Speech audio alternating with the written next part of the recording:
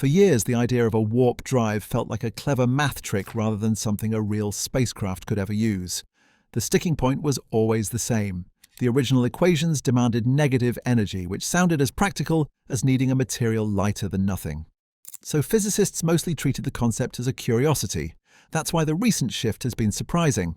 A few new models show that you can shape spacetime in ways that stay within ordinary positive energy, at least on paper.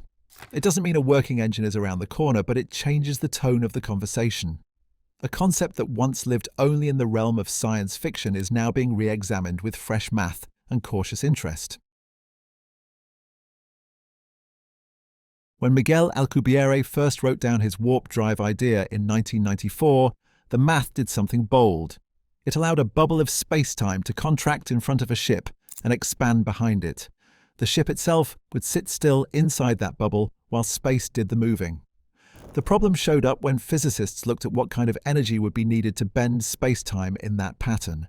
The equations demanded negative energy density, not the everyday low-energy kind, but actual negative values that no known material or field can provide in large amounts. Negative energy isn't forbidden in tiny quantum situations. It shows up for brief moments in quantum fields, but only on scales far too small to shape anything macroscopic. So the original warp drive looked like a design that depended on physics that nature simply doesn't supply in useful quantities. For most researchers, that pushed the whole idea into the category of interesting but unrealistic. There was also the scale issue. Even if you imagined somehow gathering exotic energy, the amount needed was enormous. Early estimates ranged from planet-sized to impossible to calculate meaningfully. The combination of these two problems created a kind of informal consensus. People enjoyed discussing warp drives as a way to explore general relativity, but they didn't treat it as a path toward a real propulsion system. That history matters because it shaped expectations for decades. When someone mentioned a warp bubble, the assumption was that you'd run into the negative energy wall almost immediately, which is why newer approaches have caught attention. They challenge the idea that negative energy is baked into the concept itself rather than a feature of one early design. The recent interest began when a few teams started rethinking the shape of the space-time bubble itself. Instead of copying the original Alcubierre design, they asked whether the geometry could be rearranged so that every part of the bubble obeys the normal energy conditions. That meant building a metric that curves space in a controlled way, without dipping into negative values. It sounds like a small tweak, but it changes the entire conversation. One approach treats the bubble more like a thick shell rather than a razor-thin wall. By giving that shell a realistic structure, the energy requirements shift toward positive densities that resemble extremely dense matter, rather than exotic quantum states. Another approach simplifies the pattern of expansion and contraction, so the curvature stays within ranges that general relativity allows with ordinary stress energy. These ideas are still theoretical, but they move the concept from impossible to conceptually workable. Researchers have also begun framing the problem in engineering language. Instead of asking whether negative energy exists, they ask what kinds of pressures and materials could support certain space-time shapes. The answers are still far beyond current technology, yet they read more like extreme versions of known physics, rather than pure fantasy. This is why the field has seen a small revival. The math no longer immediately disqualifies the idea. Even so, these models don't promise an easy path. They solve one barrier while highlighting others. Still, by showing that a warp bubble does not automatically require forbidden energy, they open the door to questions that were off the table for years. It's a shift from "this can't happen" toward "this might have a narrow path forward."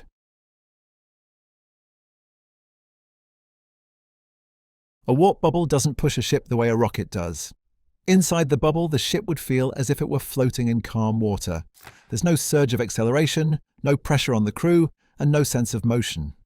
The bubble carries a patch of space-time with it, and everything inside that patch stays locally at rest. That's the strange part of the idea. The ship could cross huge distances without ever feeling like it's speeding up. From the outside, the bubble would look like a region where space bends in a very deliberate pattern. The front would tighten slightly, and the rear would loosen, which creates effective motion relative to distant stars.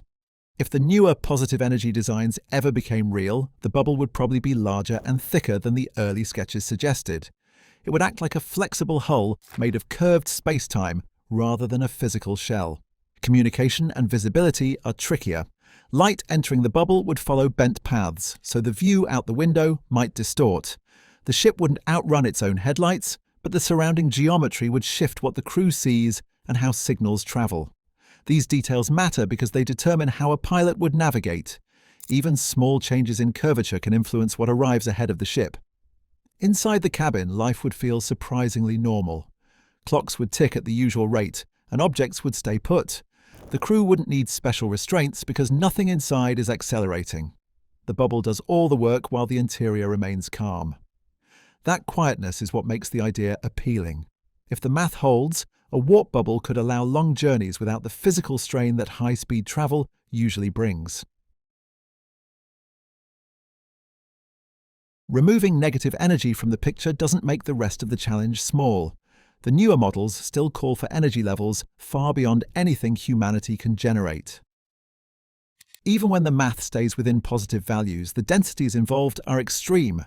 They resemble the pressures inside collapsed stars rather than anything an engine could produce.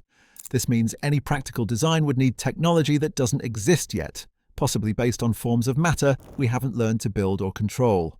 There is also the problem of stability. A warp bubble has to hold its shape while moving, and small fluctuations can ripple through the geometry. If the bubble wobbles, the curvature changes in ways that could disrupt the motion or collapse the structure entirely. Physicists can simulate these effects, but simulations only go so far. Without a way to experiment at meaningful scales, many of these questions remain open. Another obstacle is how to start and stop the bubble. Creating the curved region in the first place requires precise control over massive energies. Turning it off needs the same level of precision. If the bubble forms unevenly, it might shear apart or fail to move smoothly. This isn't just an engineering detail. It affects whether a ship can navigate safely or return home. Then there's the practical issue of materials. Nothing in our current toolkit can handle the forces a bubble would place on its surrounding structure. Even if the ship sits comfortably inside, the machinery generating the curvature has to survive the load. Until we understand what kinds of materials or fields can operate under those conditions, the idea stays on the theoretical side. So the picture is mixed. The math is kinder than it used to be, yet the hurdles ahead remain enormous. The concept is no longer ruled out by a single impossible ingredient, but it still sits at the edge of what physics might someday allow. The renewed attention around warp drives comes from a simple shift in perspective. Once negative energy stopped being treated as a required ingredient, the idea moved from a mathematical oddity to a long-term research question. The change doesn't guarantee a breakthrough, but it shows how progress often comes from rethinking assumptions rather than adding complications. Physics evolves through this kind of steady revision. A concept that once seemed locked behind an impossible barrier now has a narrow but visible path for exploration. Curiosity is what keeps that path open. Scientists continue testing new geometries, refining simulations, and looking for better ways to understand how space-time behaves. Even if a working engine never appears, the effort pushes general relativity into new territory and teaches us more about the structure of the universe. That alone makes the work worth following.